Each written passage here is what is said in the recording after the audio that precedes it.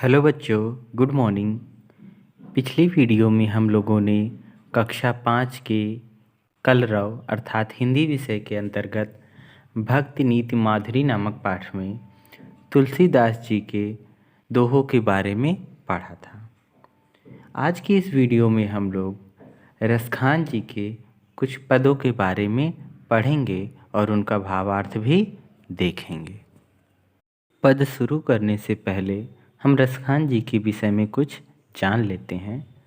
रसखान जी का जन्म जिला हरदोई उत्तर प्रदेश में हुआ था।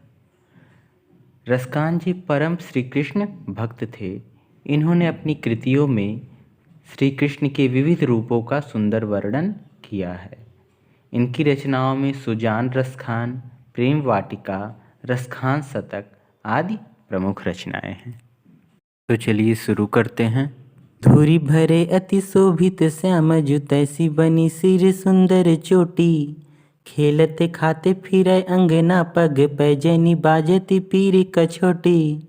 वा छवि को रस खानी विलोकते वारत काम कला निज कोटी। काग के भाग बड़े सजनी हरि, हाथ सो ले गयो माखन रोटी।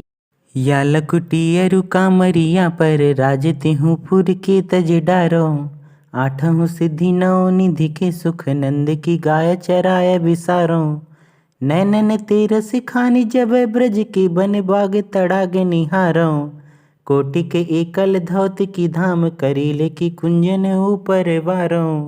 आइए अब इसका भावार्थ देखते हैं। धूरी भरे अति शोभित श्यामजू तैसी बनी सिर सुंदर चोटी।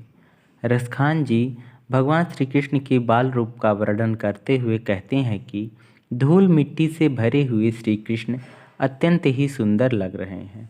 जिस तरह से सभी बच्चों को धूल मिट्टी से खेलना अत्यंत पसंद होता है, उसी प्रकार भगवान श्री कृष्ण बाल रूप में धूल मिट्टी से खेल रहे हैं और उनका यह रूप अत्यंत ही मनमोहक लग रहा है। और उससे भी मनमोहक उनके सिर पर बनी हुई सुंदर चोटी लग रही है। खेलत खात फिरे अंगना पग, पैजनी बाजती पीर कछोटी। भगवान श्री कृष्ण पूरे आंगन में खाते हुए खेल रहे हैं।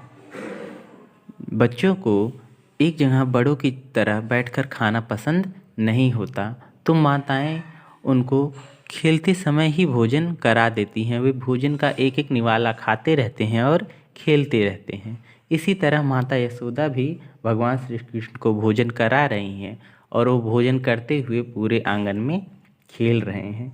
खेलते समय उन्होंने जो अपने पैरों में पैजनी अर्थात पायल पहन रखी है वो बज रही है और उन्होंने पीले रंग की लंगोट धारण की है, जिससे उनकी शोभा अत्यंत शोभायमान हो रही है। वे अत्यंत ही मनमोहक लग रहे हैं।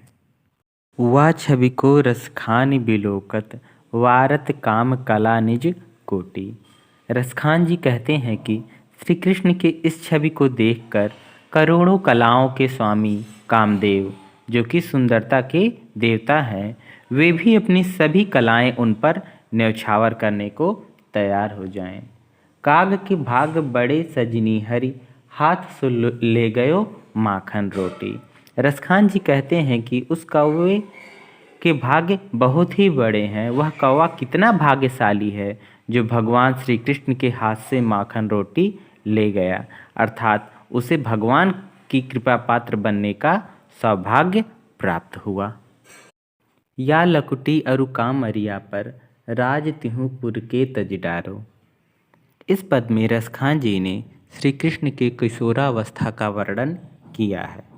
भगवान श्री कृष्ण जब वन में अपनी गायों को चराने ले जाते हैं तो वे अपने साथ एक लाठी और एक कंबल रखते हैं।